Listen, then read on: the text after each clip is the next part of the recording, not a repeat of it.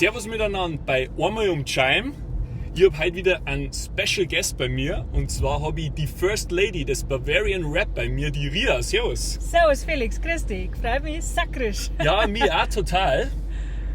Wir fahren da bei dir in der Holledau ein bisschen umeinander und ratschen über deine Songs, über deine Musik allgemein und sonst, was uns nur einfällt, da die Song. Genau. Und am besten starten wir gleich mit einem Track. Cool. Und als ersten Track, damit wir gleich Vollgas einsteigen, habe ich mir gedacht, starten wir mit Schwungscheim United. Jawohl.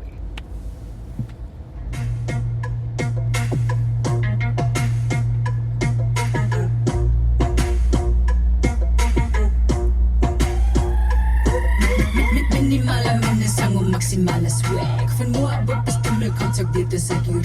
Ich glaub, dass jeder, der noch immer umeinander fläzt, spätestens jetzt von der Gräben aufsteht. Yes, Ui, der sitzt gleich und dein Fiedel raus. Du stehst immer im Saft, ja dann schieden aus. Schwungscheim United steht kollektiv in Frieden auf. Weil vom Rumsitzen gehen wir bloß Thermoriden aus. Egal ob Hengste oder Stuten, jeder Booty shaking kräftet die Schwerkraft vom Gluten. Welche Masse das man dafür braucht, lasst sie nur vermuten. Doch Aufstand ins Gewebe muss man einfach mal verbluten. Was wissen du beim Kfz-Großhändler? Du hast am Arsch, du brauchst keinen Stoßdämpfer. Wir sind zwar nicht so gesprächig, aber dafür durchaus gesellig. Du nicht mit Eulen, sondern jung bleiben. Dann schwing du beide mal der Schwungschein. Du wünschst dir nix außer Gesundheit. Dann schwing der mal der Schwungschein. Schwing der Schwungschein. Schwing der Ding und du wirst ungesund sein. Schwing der Schwungschein. Schwing der Schein, egal ob's Fett oder Teig liegt. Schwing der Schwungschein. Schwing der Ding und hau da ruhig nur von gleich. Schwing der Schwungschein. Zentrifugalkraft, der Schwungschein United.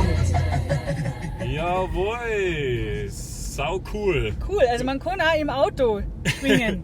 Man kann auch schwingen. Bisschen da im Auto. Beckenbodentraining, gell? Ja, schaut Geht nicht. schon, schaut Auf bei einer Männern langen nicht. Fahrt, gell? Nein. Da ist das gut.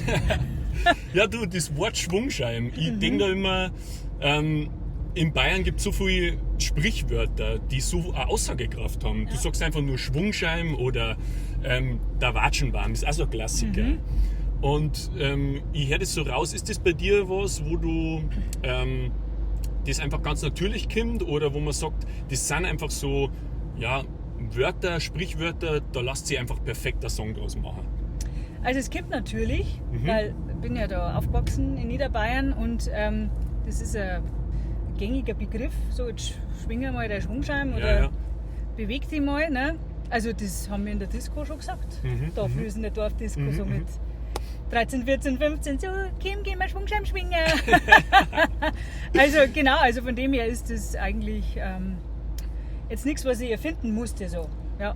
Ja, klar, also ich meine, der Begriff ist weitläufig bekannt oder ich glaube, dass in Bayern natürlich jeder auch weiß, um was da geht. Aber ich finde, das impliziert gleich so, ja, da ist gleich einfach, da kann man sich so viel dazu vorstellen einfach.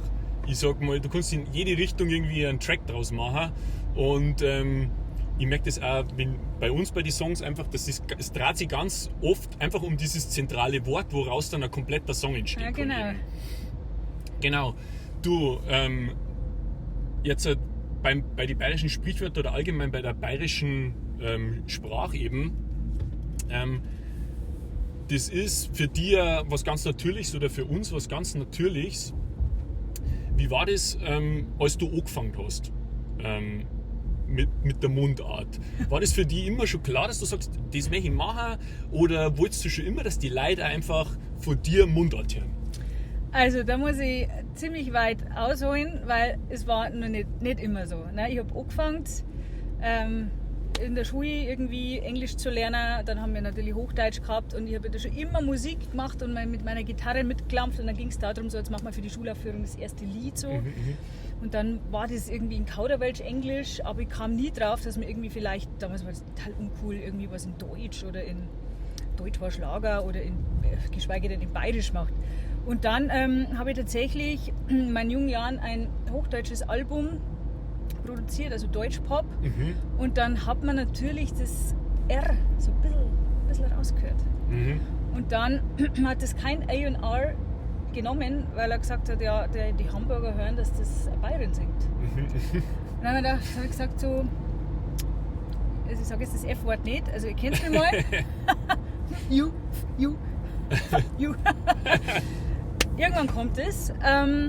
Und dann habe ich tatsächlich umgeschwenkt. Also eigentlich kam mir die Idee während eines, sagen wir jetzt mal, Selbstfindungstrips durch Afrika. Also ich bin 2008, ich habe für einen Film gearbeitet und bin da als Modellbauer eben durch die Welt getingelt und habe dafür Projekte gearbeitet, habe schon immer Musik gemacht und habe halt immer meine Klampfe dabei gehabt.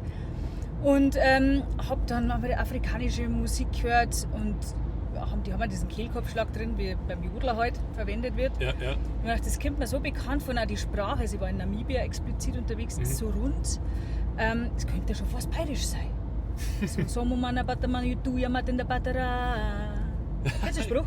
Nein. So man Mähen, ein Pater Mäh, du ja mit in der Pater auch. So man Bataman du ja in der Batera. Ach, geil. ja, cool. Also kann es eigentlich schon bayerisch sein. Ja. Und dann habe ich da halt vor mir hingeklampft und habe da so Reggae halt gespielt, weil die halt auch so ein bisschen und mitjodelt und dann war der bayerische Jodelpop geboren in Afrika. Und dann dachte ich mir, ja, Herrschaftszeiten, warum kann ich nicht auch bei mir einfach bayerisch singen und es ist cool, genauso wie bei den Afrikanern. Da ist es auch cool, dass ich bayerisch singe. Die verstehen zwar nichts, im Rest von Deutschland versteht es auch nicht, aber es ist halt einfach cool, dass man seine Mundart oder dieser authentisch einfach auch. Also ich verstehe den Afrikaner nicht, aber ich glaube mir jetzt Wort. Ja. Also weil er es halt einfach rüberbringt, weil irgendwie seine Augen sprechen das mit und sein Körper, also jede Phase in ihm spricht seine Sprache und du vermittelst ja auch nonverbal was, weißt du schon. Genau, ja. Du nimmst es dem halt einfach ab. Und mehr als wenn er Englisch singt. Ja, und das ist dann einfach so, es ist einfach die Muttersprache, oder da fühlt man sich am wohlsten, so ist einem der Schnabel gewachsen, wie man so schön sagt. Und da bringt man das halt einfach auch, deiner Meinung nach, halt einfach authentischer und mehr rüber, oder? Ehrlicher rüber, ja. Also auch die Energie, man spürt ja die Energie so. Und warum zieht die was in Bann? Weißt du, warum bist du vor was begeistert? Weil alles stimmig ist. Und wenn sie dir jetzt verbirgt und da Kauderwelsch Englisch runterrackelt, dann denke ich mir, ja, also ich nehme es ihm nicht ab, dass er da Spaß dran hat. Ja. Weißt du? Auf jeden Fall bin ich dann zurückgekommen und dann kam tatsächlich das mit Labras Banda auf, Mundart ist cool, ist nicht mehr nur Schlager und uncool und Bieder und was weiß ich. Und dann, genau, war die Zeit endlich reif, damit man seine Musik in der Sprache performen konnte, die einem in die Wiege gelegt wurde. Genau. Und das ist dann quasi Rap gewesen, einfach, das war dann für die schon immer Rap oder einfach aufgrund der Sprache dann irgendwie interessant, weil du dich schon immer dafür interessiert hast, für die Rhymes oder einfach mit der Sprache zum Arbeiten? Also mit der Sprache arbeiten fand ich immer mega geil. Also diese Wortneuschöpfungen und einfach auch mit diesen Ausdrücken in Bayern zu arbeiten.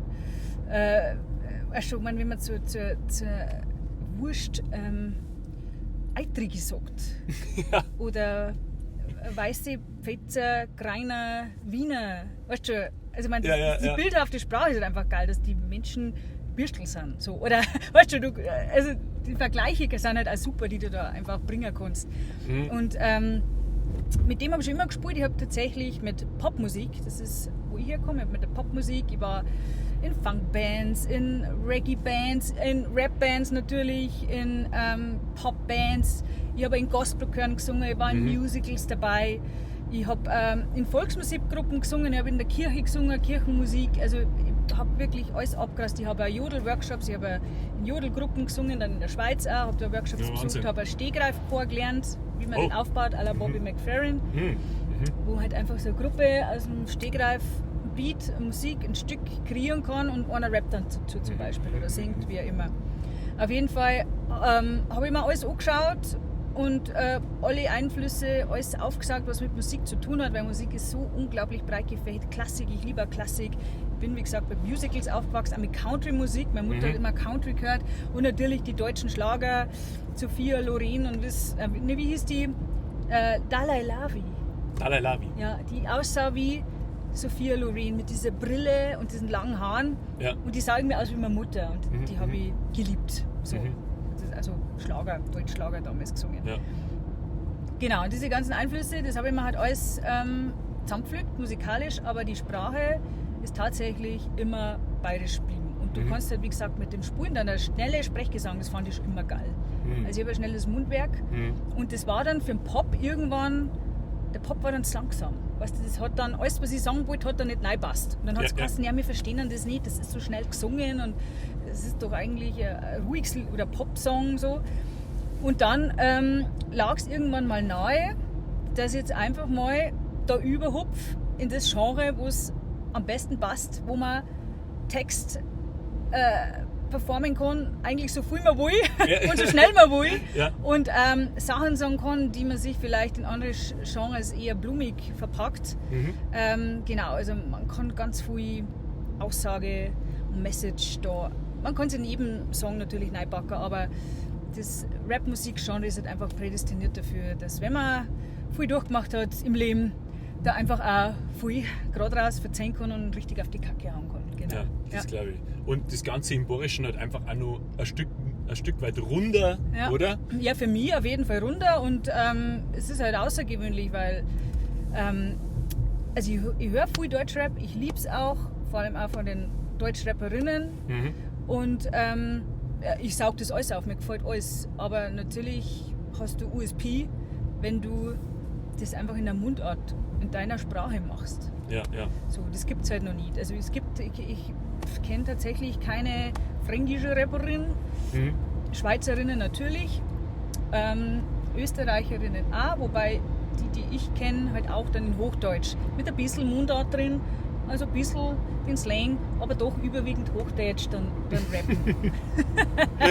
Ja, aber so richtig mit diesen Begriffen, mit diesen anreitigen Begriffen, also machen schon auch, doch, muss ich gestehen, gibt es Rapper, aber wenn ich jetzt speziell auf den Frauenbereich eingehe, kommen wir wahrscheinlich nicht zum Sprechen drauf, ein bisschen, noch ein bisschen mau bestückt. Ja.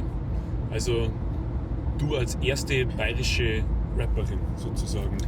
Ja, in der Tat, oder? In der Tat, so. ja. Genau.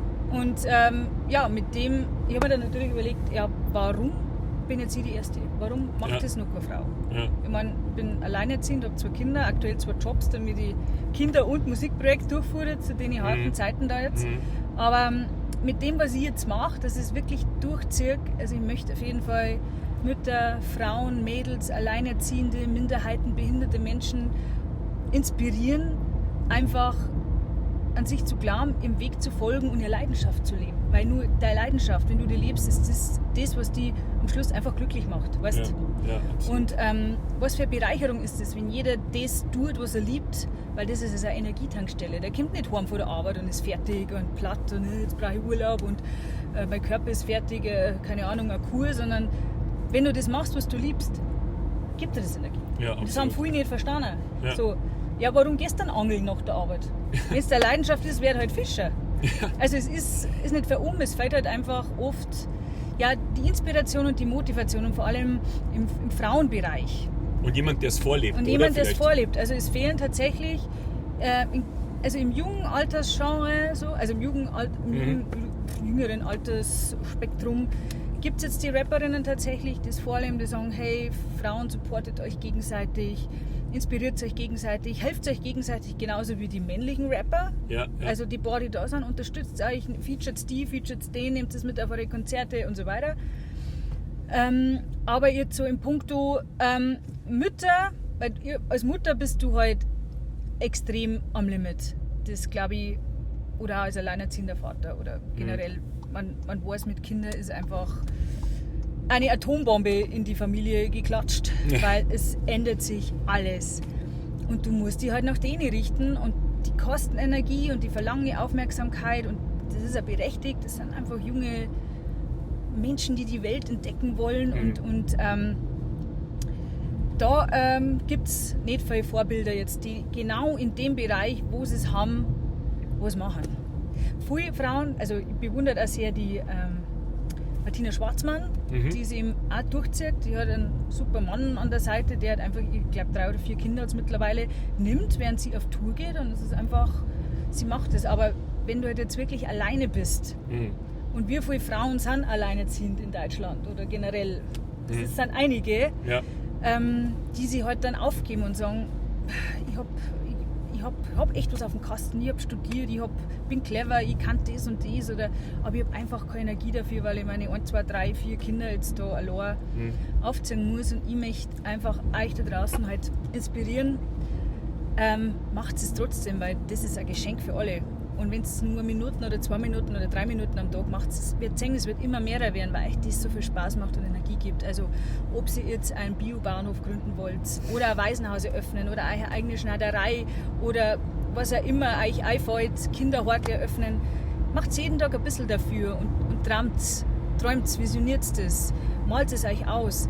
Jeden Tag ein paar Minuten, ihr werdet sehen, es wird immer mehr werden und euer Energielevel wird einfach mehr, weil ihr Feuer fangt. Und das möchte ich euch mitgeben mit der Arbeit, die ich mache. Diese Inspiration und diese Motivation. Sau cool, schön gesagt. Nein, also kann ich nur Vollgas unterstreichen. Dann gehen wir mal weiter, oder? Hören nochmal in einen Track rein von dir Unbedingt. und schauen, wie es da mit der Inspiration steht, oder?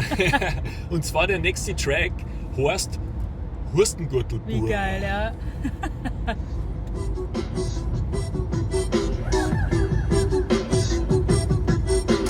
Einer meiner Lieblingssongs. Jo.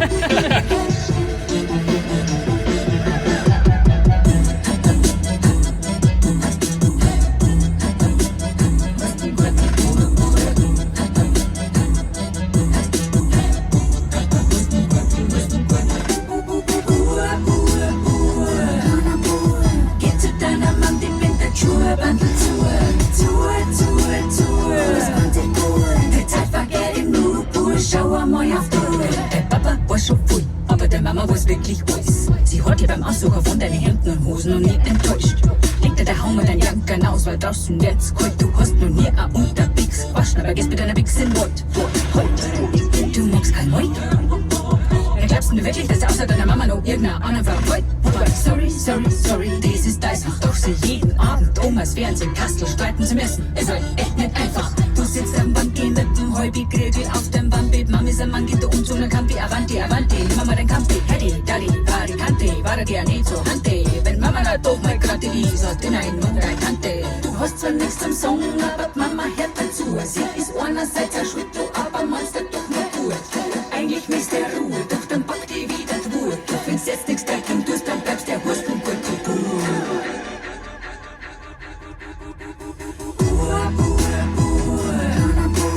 Geh zu deiner Mann, die bindet der Schuhbandel zu.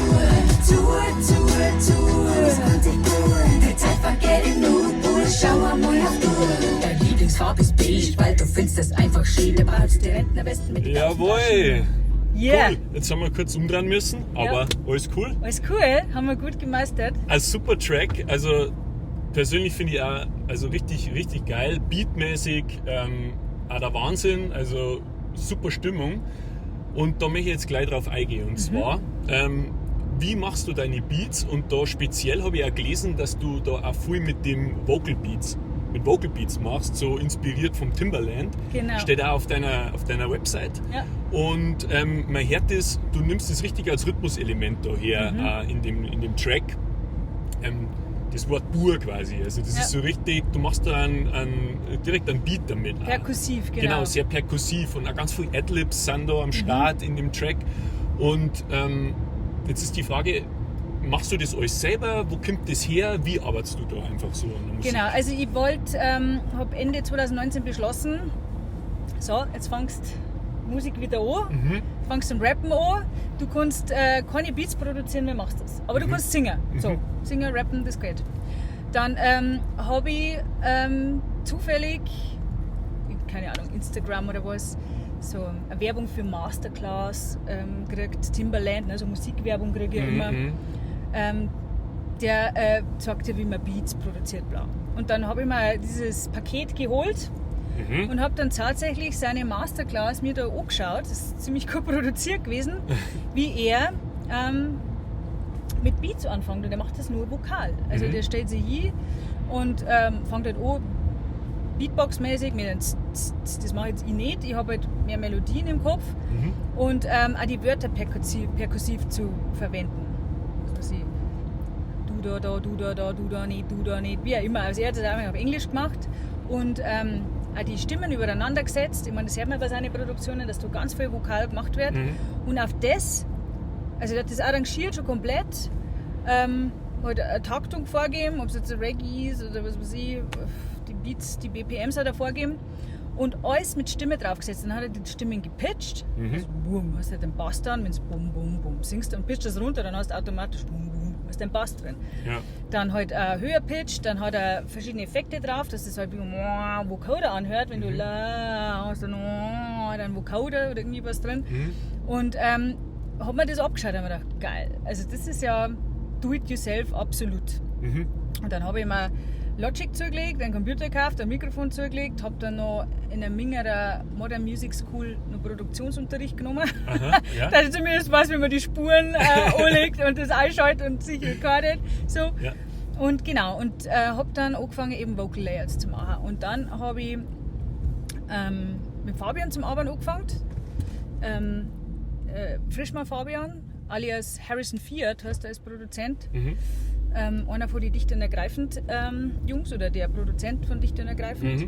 Und habe ihm diese Layouts geschickt. Und er hat dann tatsächlich aus dem, wie Timbaland, einen kompletten Beat gebastelt. Sehr geil.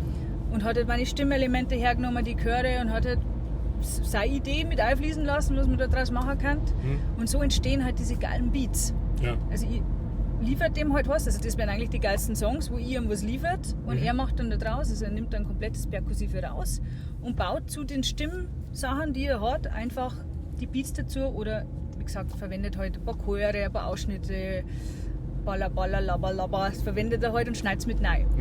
Genau, und dann kriege ich das wieder und dann findet halt das Toplining statt, beziehungsweise mache ich vorher dann schon selber, ich habe dann die Melodie vom Song, vom Riff, von der Hook im Kopf und habe auch schon das Thema meistens.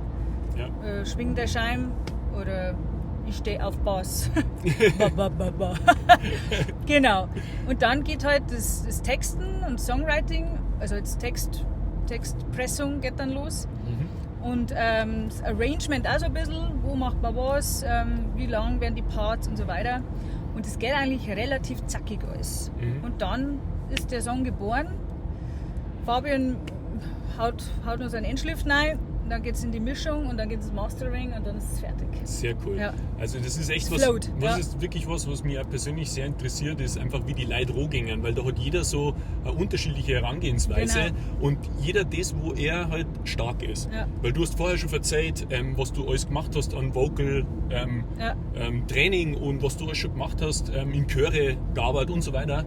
Und dann ist halt die Stimme ist halt dein Instrument, dein Hauptinstrument. Genau, ja. Und mit dem kann man aber nicht nur singen, sondern mit dem kann man auch Beats machen. Genau. Und das wissen viele nicht. Ja. Und das ist total interessant, das mal ein bisschen zu erläutern und das klar zu machen, okay, wo kommen die Ideen her? Und ich muss jetzt nicht unbedingt Drums, Gitarre, Piano, ich muss nicht alles spielen können, sondern ich kann auch mit der Stimme komplett Musik machen. Ja.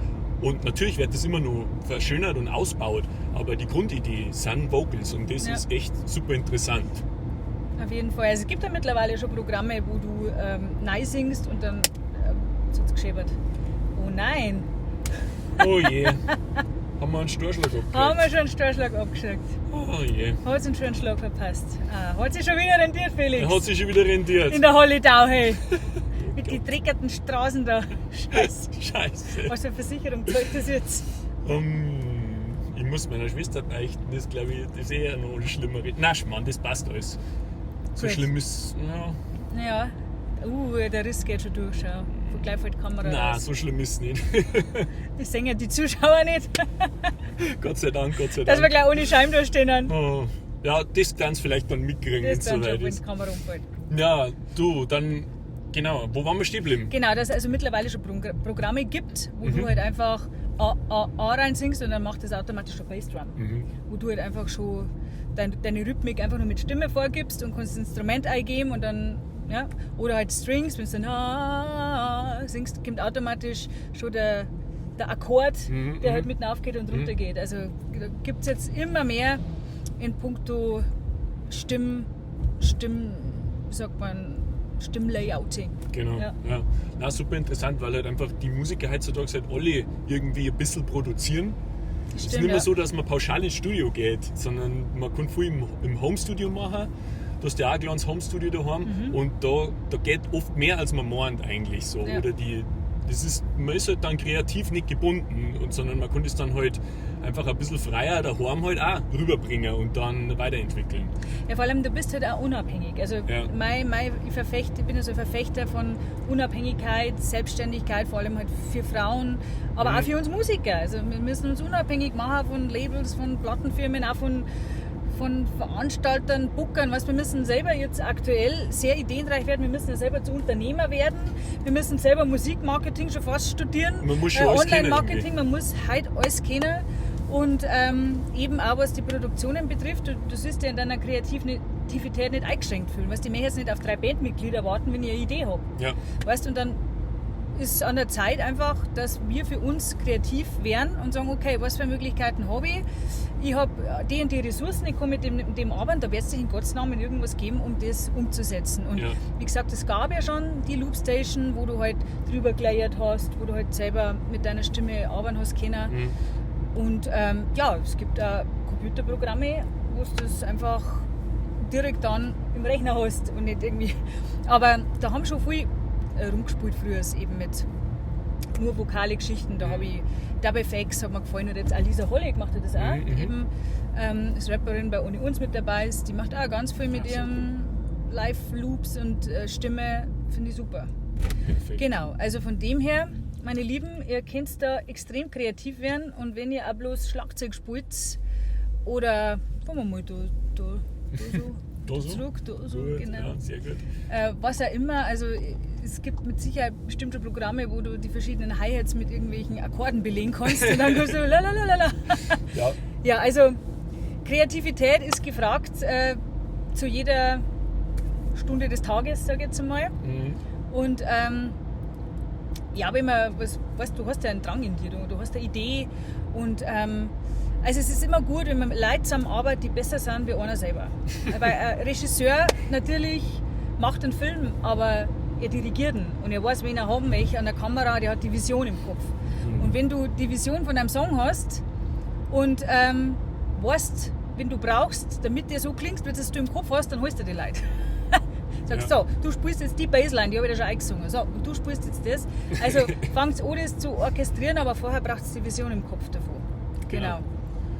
Ja, apropos Vision, jetzt hören wir nochmal in einen Track von dir rein und dann gehen wir auch nochmal auf ein spannendes Thema und zwar auf deine Videos. Da möchte ich auch noch was wissen von dir, aber jetzt hören wir nochmal in einen Track rein und zwar heißt der Bass. Geil. Vor allem mit der geilen Anlage darin. Trau mir auf.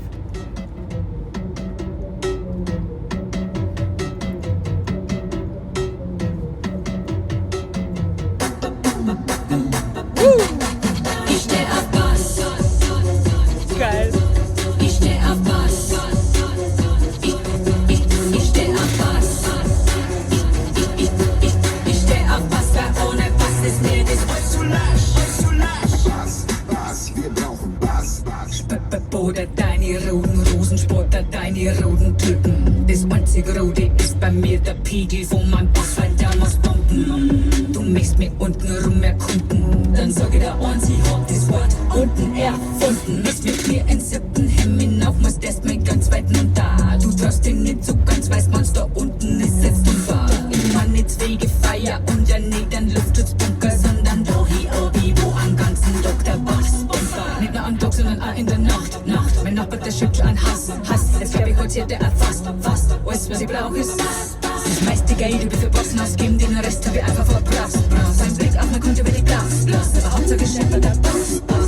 Ich war wie Steffer geht. Du denkst, dass der nicht Treffer geht. Und mein Bass-Ding spielst du tief, dass sogar bei dir daheim der Tischstuhl bebt. Bisschen Sekt und das war's dann. Wo der Haus vorher war, steht jetzt am Mann mal. Basspolizei nimmt mich gleich in Gewahrsam, weil wir schon eine Riesenmenge machen, weil sie scheinbar strafbar. Ich steh auf Bass. Ich steh auf Bass. Ich steh auf Bass. Mein Nachbarn war.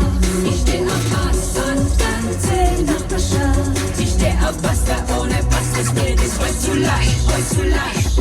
Bass, wir brauchen Bass. Jawohl. Heitschi Boom. Ich weiß nicht, Heidi Klum. Ja, mega. Also auch ein brutal geiler Track.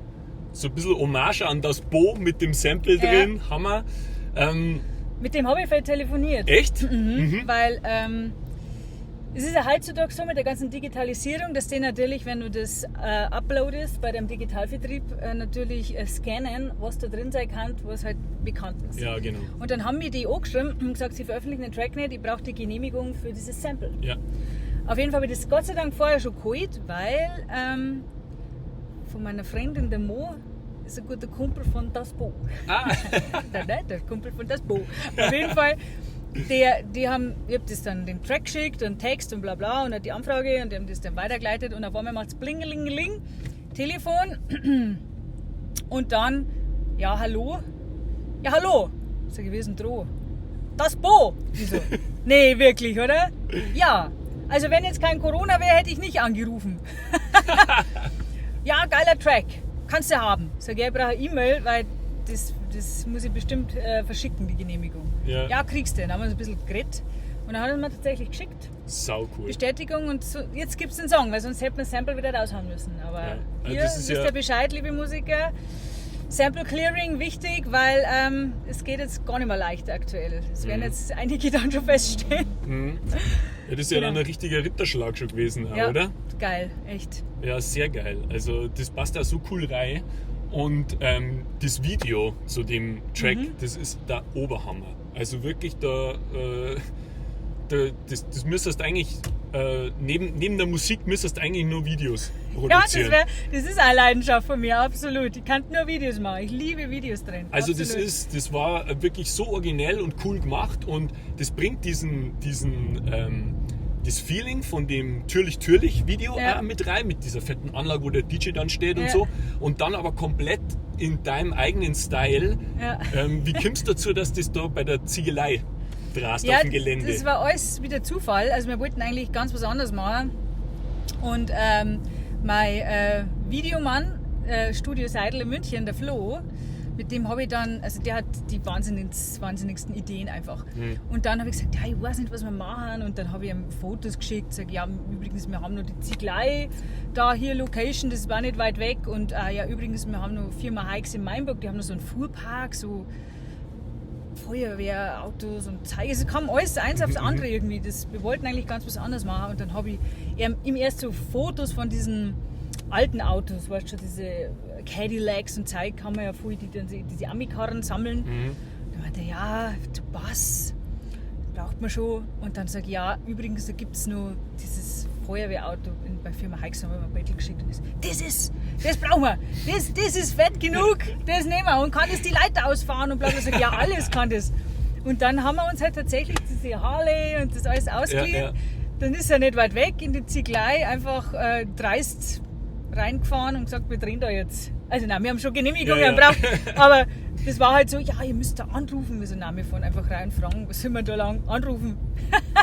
Ja. Also alles ganz dreist und dann war tatsächlich der erste schöne Tag 2021 haben wir dann Muttertag, haben wir das Geschenk des schönen Wetters bekommen und dann haben wir das gedreht.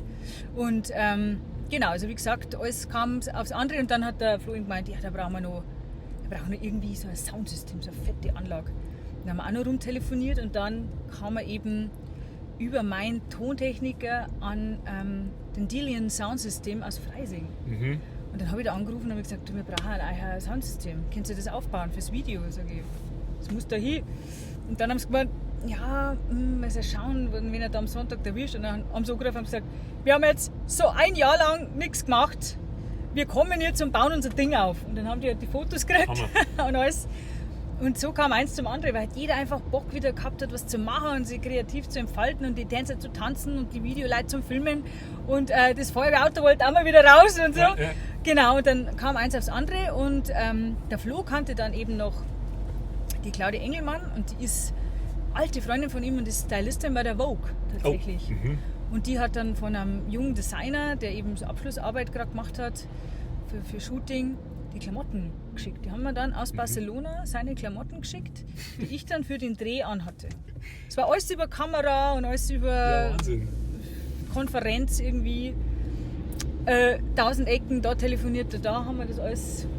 gerockt. Ja. Sachen bestellt, Leihklamotten bestellt, es kam alles pünktlich an, also es war super. Ja. Ja, Wahnsinn. Also, weil auf der einen Seite so eine Riesenproduktion mit Ja. allem drum und dran. Ich habe ein bisschen was vom Making-of gesehen. Auch. Also, da kriegt man mal ein Gefühl dafür, was da Arbeit drin steckt Ja, und wer da alles mit am Start ist. Und das widerspiegelt es aber total einfach in dem Video. Du hast aber auch bei zum Beispiel Hurstengürtelbohr hast du auch ein Video, wo es nur eine Einstellung ist. Und das kommt auch so super rüber, weil das einfach das Set so cool ist. Und du bist ja gelernte Modellbauerin, glaube ich, oder? Genau, ja. Genau. Und hast Setdesign gemacht, auch beim Film, bist früh rumgekommen. Und das muss doch da eigentlich perfekt sein für sowas, oder? Und Ja, wo freilich hast du ist das gerade perfekt. bei dir daheim, oder? Das habe ich bei mir daheim im Gang, habe ich diese Booth, also diese Kabine da, diesen Würfel aufgebaut, aus tatsächlich vom Sportverein die Bierbänke habe ich einfach aufgestellt und zusammengeschraubt. Schauen jetzt nicht mehr so schön aus wie vorher, aber es weiß ja gar nicht. Die werden Das erst war's in wert. 3 Jahren wieder aufgestellt. Das war es wert. auf Das jeden war es Fall. wert. Dann habe ich Spiegelfolie, Klebespiegelfolie gekauft und habe das alles austapeziert. Und inspiriert hat mich auch wieder kurz davor, ich glaube eine Woche davor, ist immer kurz vor knapp, weißt du, es muss ein Video gedreht werden und man hat noch keine Idee. So fuck. So immer, kennst du das, wenn du so, die Spannung steigt und du musst jetzt dann eine Idee haben und sammelst und auf einmal denkst du dran und das ist es. Und dann habe ich von Redman ein uraltes Video gesehen, wo er in so einer Spiegelkabine sitzt und in seinem Fischauge rappt. Ich habe gesagt, das ist es. Ja, Das ja, bauen wir jetzt irgendwie noch. ja. Genau. Und dann mit der Julia Melzer, das ist Ringsburg, angerufen, die hat selber auch Band, Direction Band, und dann ist er, produziert doch auch Videos, eure eigenen Videos, habt ihr eine Produktionsfirma, jetzt kommt vorbei, machen wir das. Ja klar. Und dann haben wir einen Hustengürtelbuch gemacht, dann haben wir noch meinen Hosen, die Elsa ist auch noch mit dabei, Ja, haben ja. ein paar Pornos gekauft, ein bisschen ausgestattet alles. Ein bisschen ausgelegt. Ja. Nein, man merkt schon, da ist so viel Herzblut drin. Du weißt da genau, was du machen musst, damit das echt so cool rüberkommt. Also Hut ab, das ist echt sehenswert. Müsst ihr euch echt anschauen. Also Videos auch vom Feinsten. Echt sehr geil, sehr geil. Cool, das freut mich. Ja, du, über was haben wir noch nicht geredet? Ja, live. Du, Live, ja. live. Du warst ja live Schön. mit Dicht und Ergreifend unterwegs, Genau. gell? Und beziehungsweise warst auch auf dem Track Ohne uns wird Start mit drauf. Erzähl, wie war das so und wie war das dann live dabei zu sein bei denen und mit denen auf Tour zu sein? Also meinst du, wie der Track entstanden ist, schon von vorab? Oder Ja, einfach also jetzt erstmal, live? wie es zum Track gekommen ist und dann vielleicht, wie du live dann auch immer deinen Part performt hast bei dem Track und da halt auch mit die Dichtis eben unterwegs warst. Ja, also Track ist ja entstanden eben, was super war, aus dem Frust heraus, dass wir halt einfach stillgelegt wurden, von einem Tag auf den anderen. Also die komplette Live-Branche, alles. Und dann wurde es halt immer, wie sagt man, kritischer eigentlich, weil alle schon am Hungertuch genagt haben so, und dann haben halt die Dichtis gesagt, jetzt muss einfach mal was gesagt werden und gemacht werden und einfach ein Aufschrei. Und dann war aus, der Fabian hat mir erzählt, beim Joggen ist ihm so ein Headline eingefallen. Also das die Hook ist ihm eingefallen. Ja. Und dann das mit Mike zusammen da, und dann ist halt einfach die Idee zu dem Song entstanden und halt auch möglichst viele Leute, die halt genauso da drin stecken, mit ins Boot zu holen. Und haben halt dann viele Leute angefragt und noch viel mehr, als jetzt im Endeffekt dann drauf waren. Und die zugesagt haben oder Zeit gehabt haben oder halt einfach zur Verfügung standen, wir haben dann halt Parts geliefert. Genau. Und Wo ja auch Hip-Hop wieder prädestiniert Genau, ist, weil ja, jeder seine eben. 16 Bars gekriegt hat. genau. Und das hat dann der Fabian halt eingebaut und Mike haben es arrangiert. Und dann ist der Track entstanden, also der Monster-Track. Ja, und was genau. halt wirklich geil ist, der wird nicht langweilig. Na, Also wer ich da höre den nicht. teilweise zum Joggen, wenn ich weiß, ich habe ihn 4-mal gehört, dann bin ich fast eine Stunde durchgelaufen. Ja, ja. Nein, also er wird nicht langweilig, es ist, du hörst, jeder ist anders, der dabei ist, jeder ist interessant von den Rappern und du hörst einfach jeden Part einfach wollüstig zu, sage ich jetzt einmal. Und Absolut. ja, super Track. Auf jeden Fall haben die ja dann die Inzidenz-Tour durchgezogen, die hieß eigentlich erst anders und haben dann kurzerhand beschlossen, weil eben das Thema immer noch nicht rum ist, wir nennen es jetzt Inzidenz. Halt ein bisschen auf die Schippe genommen, das Ganze. Ja. Und dann war, glaube ich, das Booking von einer aus allen Wolken. Wir kommen jetzt bloß so kurzfristig alles komplettes Konzept umschmeißen, aber für das sind sie ja prädestiniert, dass einfach Ideen kurzfristig haben, die dann auch sofort umgesetzt werden. Und was ja super war, und dann hieß die Tour auf einmal Inzidenz. Und dann kam ja der Aufruf, jeder, der Zeit hat, von den Rappern ist geladen, vorbeizuschauen. Ja. Und dann, dann habe ich mir halt Termine rausgesucht, wo ich kennen habe, wo halt praktisch kinderfrei waren. Meine Kinder sind ja ab und zu auch bei ihrem Papa. Das war mal 50-50-Modell. Und dann habe ich praktisch die Tage, okay, da kann ich auf die Nacht hinfahren, das geht, mir rausgesucht. Und dann, manche sind dann auch nicht gegangen, aber ich habe halt versucht, so oft wie möglich dabei zu sein, weil man gedacht habe, unglaubliche Chance und auch wieder live Luft zu schnuppern. Und vor allem, wer weiß, ob nicht wieder dicht ist irgendwann. Weißt du? Ja, voll. Unbedingt mitnehmen, alles was geht. Alles mit Leuten in Berührung zu kommen, mit live. Und es hat mich wahnsinnig inspiriert, es hat wahnsinnig viel Spaß gemacht. Und einfach die Leidenschaft von alle Künstler, Musiker, die da dann sind ja ab und zu alle beieinander oder halt so gut wie alle. Und ab und zu überall dann bloß allein, aber einfach die Band und die Liebe, die da drinsteckt und die Leidenschaft, also man merkt wirklich, die Menge nichts anderes da und sind auch nichts anderes da. Künstler sind einfach einer Kunstmacher. Dürfen und sollen, weil das ist, wie sagt man, emotionales Gold. Ja. Soul Food. Soul Food, Ja. genau so ist. Und live, ich hab dich gesehen, in Ringsburg warst du auch mit dabei und so.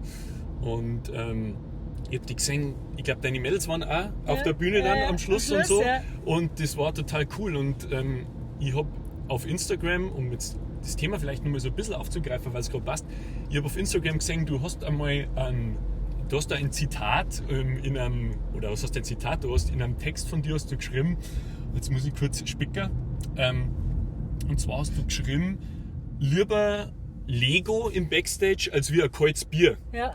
Weil dann kannst deine Kids, die sind dann betreut, die haben dann was zum Tun und Genau. dann kannst du als Mutter auch als kreative Mutter Musikerin sein und Mama gleichzeitig, Genau, oder? ja, tatsächlich. Also ich habe daraus gelernt, für mein zukünftiges Booking steht definitiv auf dem, sagt man, Rider hin drauf.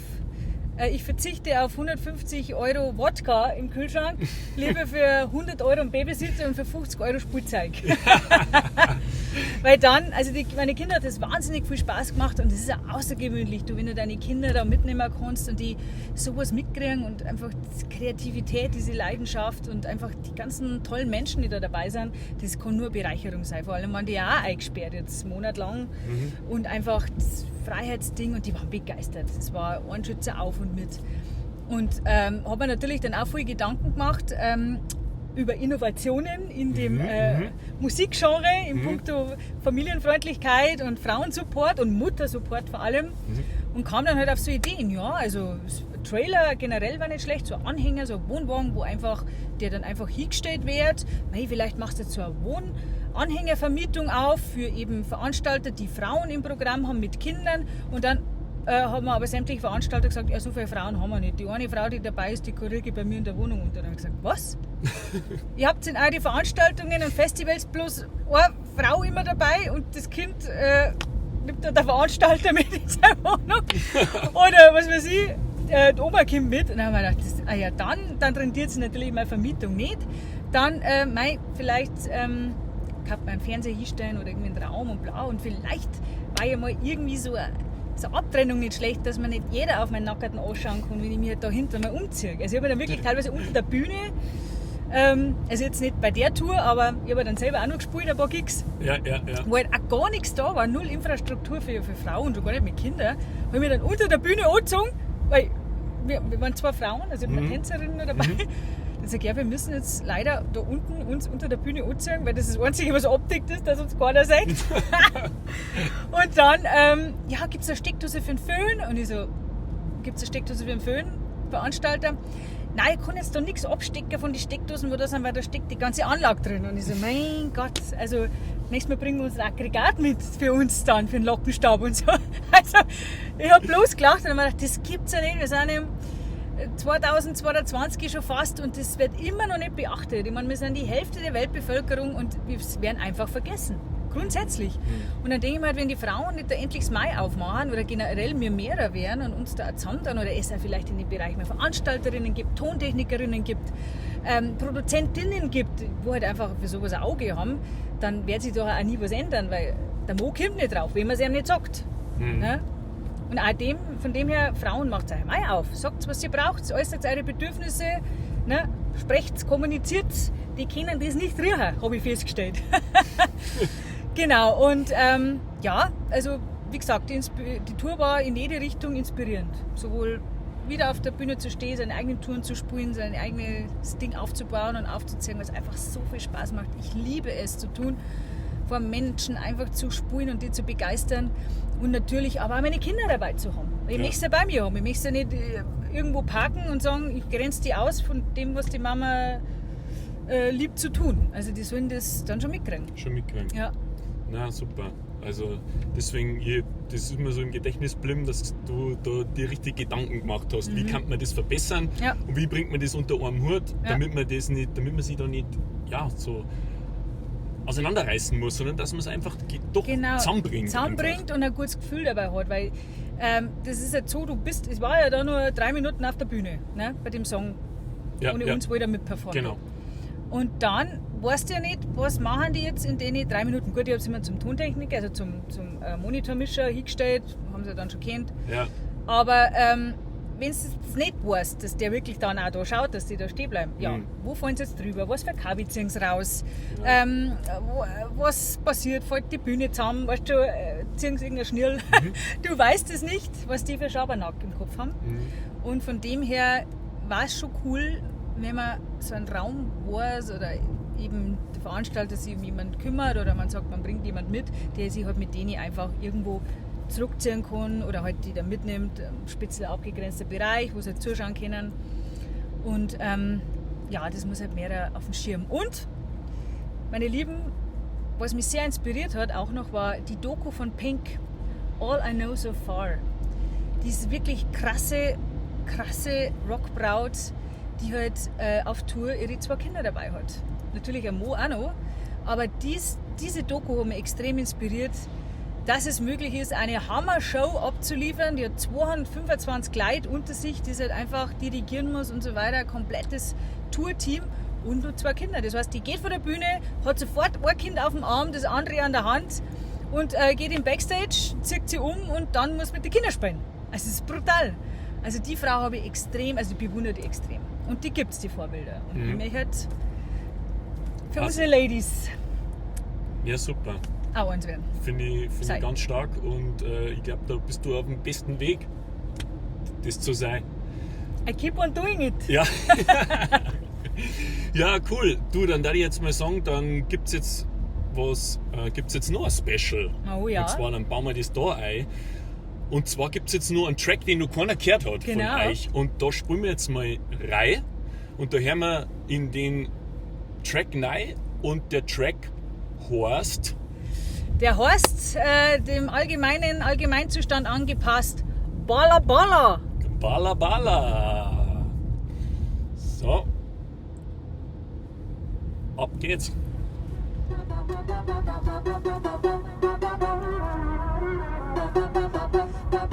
Total neu, frisch aus dem Toaster. Frisch, ganz frisch. Nur für euch.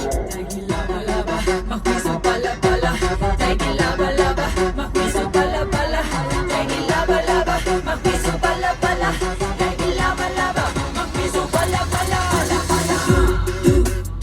Du machst mich balla balla, bla bla, mit Dagi la la la la, ja, völlig balla balla, Mr. Lava, meine Zuhörsporter, Dagi schwallalala, du machst mich balla balla, links, rechts, rau und schalalalala, heizt die für'n Oberknallalala, Mr. Lava mit die Arbeit schnell mit über, schalalala.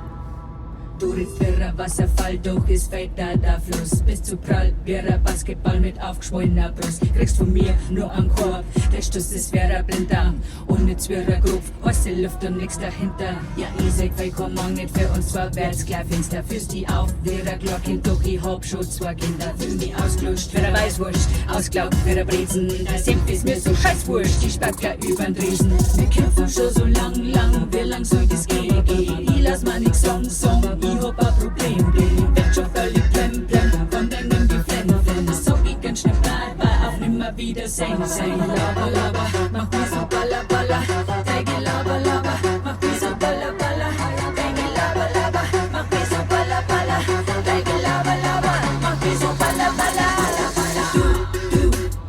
Du machst mir balla, bla, mit deinem ja, völlig balla, Mr. Laber, mir nicht zu, Sporder, dein Geschwallalala. Du machst mir balla, nix, Eis, Rauch und Schalalalala. Heißt die für'n Oberknaller, Mr. Laber, schneid die aber schnell mit über, Schalalala. Jawohl, hier. Jetzt halt, genau. Ja, schon mal ein Ausschnitt, ich glaube, macht Bock auf mehr, Bock oder? Auf mehr, auf jeden Fall. Und bald, was heißt bald? Ja, es ist ja dann soweit, du hast ja geplant, dass du es nächstes Jahr rausbringst. Dein Album Schwungscheim United. Ja. Genau. 14. Oktober ist Release-Termin. Genau. Und in Kürze wird es Tickets geben. Online, über meinen Shop, verlinkt zu kaufen. Wir werden 3 Konzerte machen. Tatsächlich 3 Release-Konzerte. Eins in Minga Umgebung, eins in Ringsburg und eins in Passau. Und ich plane ja sozusagen den ganzen nächsten Sommer Underground-Konzerte, meine Lieben. Es wird noch ein Gewinnspiel geben und zwar werde ich wieder fette Gartenparty-Konzerte verlosen. Weil ich halt sage, meine Musik ist für alle Menschen da. Und Gartenpartys sind halt draußen. Ne? Und meistens privat. Ein paar Hansel nicht mehr kennt. Auf jeden Fall werden wir noch sehen, wo wir denn das machen, die Release-Konzerte. Und schaut immer wieder, ihr könnt ein Newsletter abonnieren von mir. Wie gesagt, bin auf Instagram, YouTube, überall zu finden mittlerweile. Und über Newsletter am besten kriegt ihr die Infos, wann was wie stattfindet und wann ihr wo was kaufen könnt. Tickets zum Beispiel. Genau. Ja, super. Ich würde sagen, das lassen wir jetzt so stehen. Hat mich total gefreut, dass du mit dabei warst. Jawohl. Ich glaube, wir hätten nur Stunden reden können.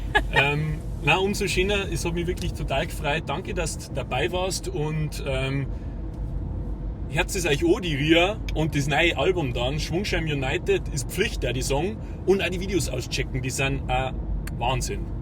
Kann ich nur sagen. Also, macht's es gut. Bis zum nächsten Mal. Hoi Felix, hat mich gefreut. Geradeaus. Gut. Also, Servus. macht es gut. Servus.